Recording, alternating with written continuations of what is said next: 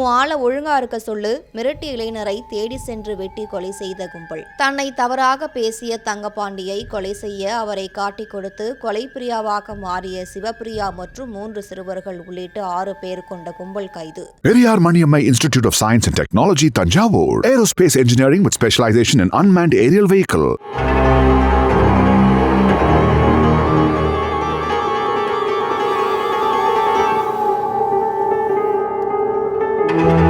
மதுரை மாநகர் செல்லூர் பகுதியை சேர்ந்த தங்கபாண்டி மற்றும் காட்டுப்பூச்சி ஆனந்த் ஆகியோர் நண்பர்களாக இருந்து வந்துள்ளனர்.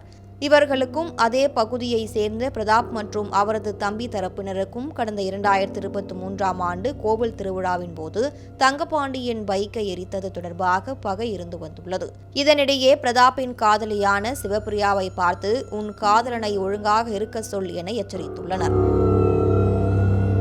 இந்த நிலையில் கடந்த சில மாதங்களுக்கு முன்பு பைக் திருட்டு வழக்கில் பிரதாப் கைது செய்யப்பட்டு சிறையில் அடைக்கப்பட்டார். இதற்கு தங்கபாண்டியும் காட்டுப்பூச்சி ஆனந்தும் தான் காரணம் என சிவபிரியா பிரதாப்பின் தம்பியிடம் கூறி வந்துள்ளார். மேலும் பிரதாப்பின் தம்பியை பார்த்து தங்கபாண்டியும் காட்டுப்பூச்சி ஆனந்தும் ஒழுங்காயிரு, இல்லையென்றால் உன் அண்ணன் ஜெயிலுக்கு போனது போல உன்னை முடிச்சிருவோம் என கூறி மிரட்டியுள்ளனர். இதனிடையே கடந்த சில நாட்களுக்கு முன்பாக கோவில் திருவிழா ஒன்றில் சிறையில் உள்ள பிரதாப் காதலித்த பெண் ஒருவரிடம் தங்கபாண்டியின் உறவு பெண் ஒருவர் பேசிக் கொண்டிருந்துள்ளார். அதனை பார்த்த தங்கபாண்டி மற்றும் காட்டுப்பூச்சி ஆனந்த் தனது உறவுக்கார பெண்ணை அழைத்து பிரதாப்பின் காதலியின் முன்பாகவே இந்த புள்ள நல்ல புள்ள இல்ல, இவளிடம் பேசாதே என பொது இடத்தில் வைத்து பேசி அழைத்து சென்றதோடு தனது உறவுக்கார பெண்ணிடம் பேசக்கூடாது என சிவபிரியாவை எச்சரித்துள்ளனர். இதனையடுத்து பிரதாப்பின் தம்பியிடம் சென்ற சிவபிரியா காட்டுப்பூச்சி ஆனந்தும் தங்கபாண்டியும் தன்னை அசிங்கப்படுத்தி விட்டதாக அழுது கொண்டே சொன்னதாக கூறப்படுகிறது. இதனால் ஏற்கனவே தனக்கு மிரட்டல் விடுத்ததோடு தற்போது அண்ணனின் காதலியையும் மிரட்டிய காட்டுப்பூச்சி ஆனந்தையும் தங்கபாண்டியையும் அவர்களுக்கு முன்பாக நாமே கொலை செய்ய வேண்டும் என திட்டம் தீட்டியுள்ளனர்.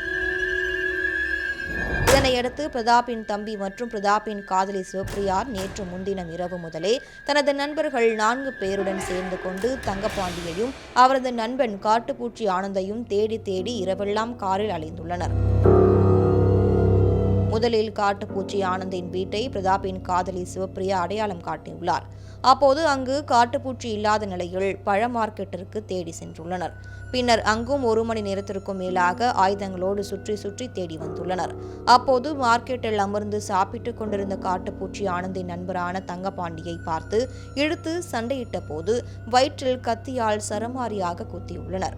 அப்போது தங்கபாண்டி கூச்சலிட்ட போது அருகிலிருந்த பொதுமக்கள் அவரை காப்பாற்ற முயன்றபோது நிரஞ்சன் மற்றும் அவரது நண்பர்கள் கத்தியை காட்டியபடி மிரட்டியபடியே தங்கபாண்டியனின் கழுத்தை அறுத்துவிட்டு தப்பி ஓடியுள்ளனர். இரத்த வெள்ளத்தில் கிடந்த தங்கபாண்டியை மீட்டபோது சம்பவ இடத்திலேயே அவர் பரிதாபமாக உயிரிழந்துள்ளார்.